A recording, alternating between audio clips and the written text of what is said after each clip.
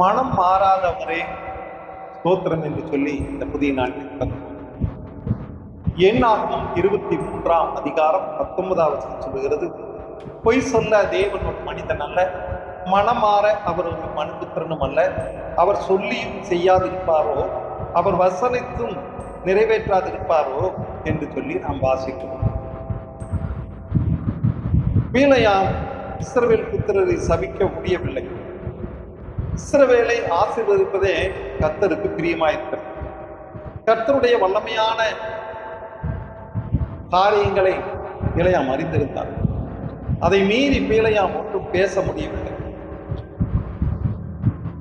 ஏற்கனவே கர்த்தர் இஸ்ரவேல் புத்திரருக்கு ஆசீர்வாதமான வார்த்தைகளையும் வாக்கு தத்தங்களையும் சொன்னார்.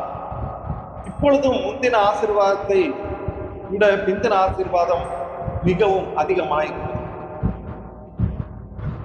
தேவன் சொன்னதை செய்வார், செய்வதை சொல்வார். அவர் மனம் மாறவும் மாட்டார், சொல்லியும் செய்யாமல் இருக்கவும் மாட்டார். நம்முடைய வாழ்க்கையிலும் அவர் வாக்குத்தத்தத்தை உங்கள் மூலமாய் என் மூலமாய் நிறைவேற்ற அவர் போதுமானவராக இருக்கிறார். ஆமென்.